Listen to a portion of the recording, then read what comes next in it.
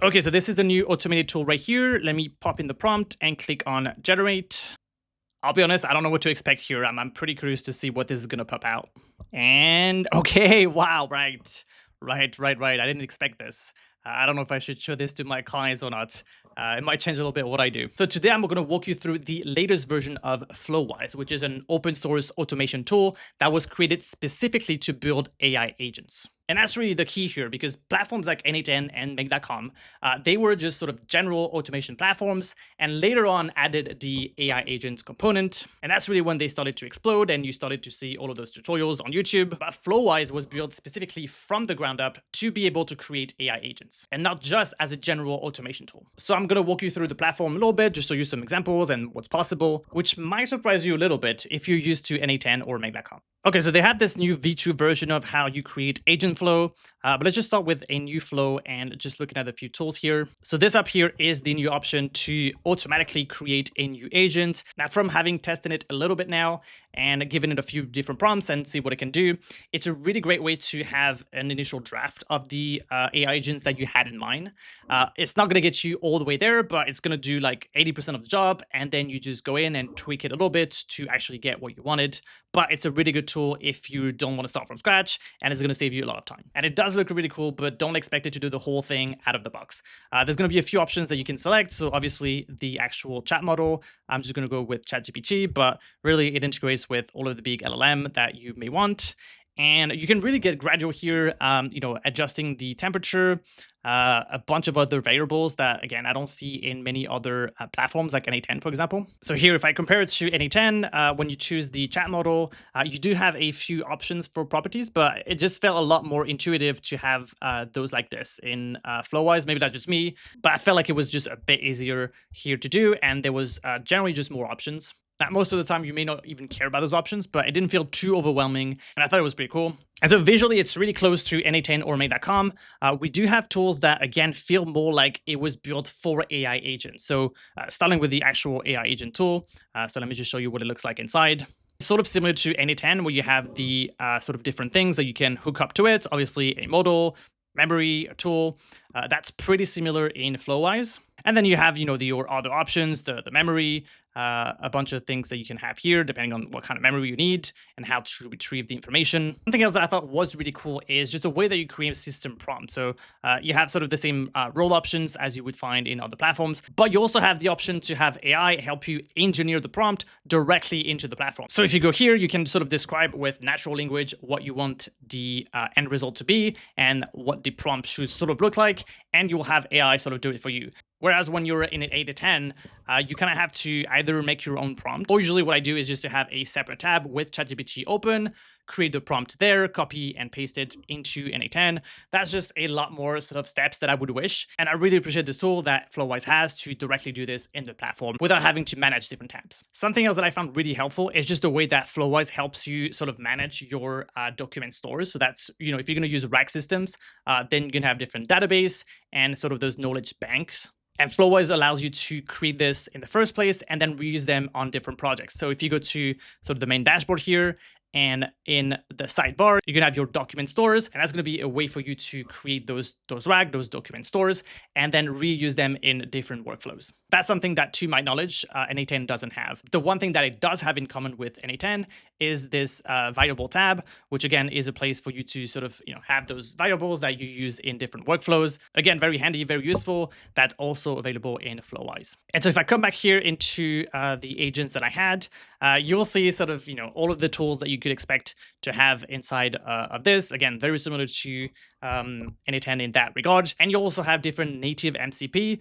But if you're looking for something custom, that's also an option to sort of customize your own MCP, which can be useful if you have some of those advanced needs for MCPs and servers. And so looking at the other sort of node that we have here, again, it's a lot more simplified than n8n, I would say, but it really has everything that you might want. You do have the custom function here, which again, if you need some of those JavaScript or just running a code as part of your workflow, that's also possible. And then you have those condition agents, which I'm a really big fan of. I think it simplifies something that I always find a bit confusing in n8n, because in just one node, you can have different branches based on a condition that you would describe with natural language. So, after choosing your model, you can have a system prompt, instructions, and then you have those different scenarios, which again, with natural language, you can say, well, if the output from the previous node look like this, then obviously that's one scenario. If it looks like this, then it's a different scenario.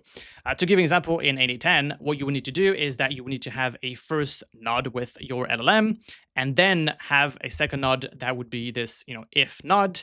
And if the output from the previous node contains this, then it would branch out. But it felt a lot easier to do this in just this one node inside of Flowise than in n8n. Then let's see what else I can show you. You have the condition node, which is sort of a simplified version of the condition agent.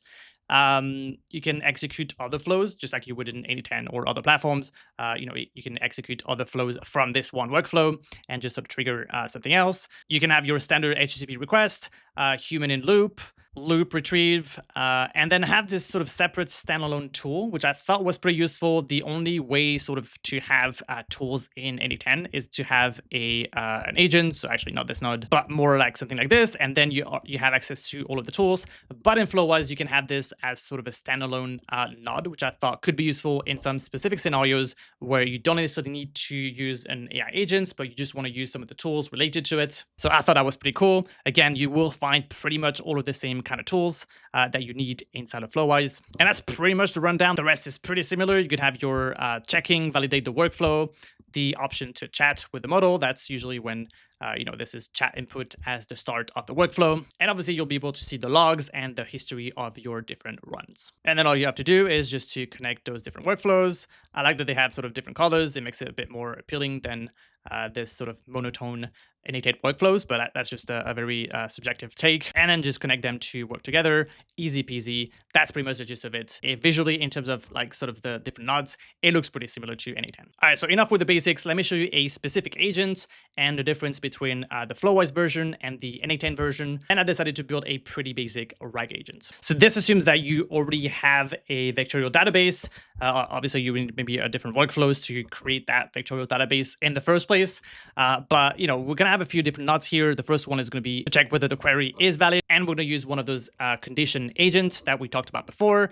Again, pretty simple, just basic instructions, the input from the chat, and the different scenarios. We don't need to elaborate too much, and that's a pretty just natural language way to describe which branch does what and the two different scenarios that we expect to have. Then based on that, we're just going to have a pretty simple LLM node with the instruction to go ahead and retrieve in the database the answers to the question. So that's what the next node is for. And again, this is the one that is going to directly retrieve in the vector database. I don't have one created here, but again, the cool thing is that you can create it once and then reuse that same database in different workflows. We do have an extra step here just to check if we have the relevant information to reply to the question that was asked. You don't really need this. It's just a bit of an extra step. But based on that, we just generate the response and then go back and respond to the user. And that's pretty much it. And from a visual perspective and just a simplicity perspective, I felt like this was a lot more intuitive than creating something in n8n. So in n8n, if you have this, again, assuming you already have your database, your vector database, the workflow will look something like this. You have the input, the AI agents that have the model hanging out here, the memory, going into the vector store tool, retrieving the information from our database in Pinecone, for example, and then finally giving us the output, which again, visually looks like this massive sort of squid with different tentacles. Not super appealing. And again, for beginners, I feel like this might be a bit better and a bit easier to create your AI agents. So here is a second example to help you sort of manage your calendar and for the AI to be able to make changes based on the message that you input. And again, it looks just really simple in Flowise. You just have this one agent that have access to the tool. All of the system prompt is created here. Again, you can use the very handy AI tool to do this directly inside of the platform, hook up everything that you need, and then you're good to go. Conversely, in n8n, Again, it doesn't look massively different, but visually it just feels like we don't really know what's going on here. And it looks a bit more like a black box, which again, for beginners, this might not do. And I think it might be a bit more intuitive. And that's pretty much the gist of it for Flowise. And I don't pretend to be a Flowise expert, but I did want to give you just a quick walkthrough and some of the basics, and specifically compare it to how platforms like n8n look and work, and really show you the difference. I think the platform has a long way to go, but they are implementing new features pretty quickly, and something to consider and play around with for you, especially if you use it to build AI agents. As mentioned before, you really see for each of the different features how this platform is really meant to be used to build AI agents and not just general automations. So again, this might be something for you to check out if you have been a bit overwhelmed by the complexity of something like n8n. But if you don't want to keep your eggs in the same basket and still sort of have the two platforms, that I made a full video on how to use sort of the simplest way to use n8n if you're not a pro, if you're a real beginner, just sort of the easiest way to use the platform and still get what you want out of it. So you can go ahead and check that out. Or if you just want to keep updated with new platforms like Flowise or other AI automation tools, then go ahead and follow my free newsletter. That's going to be in the description. Thank you for watching, and I'll talk to you soon.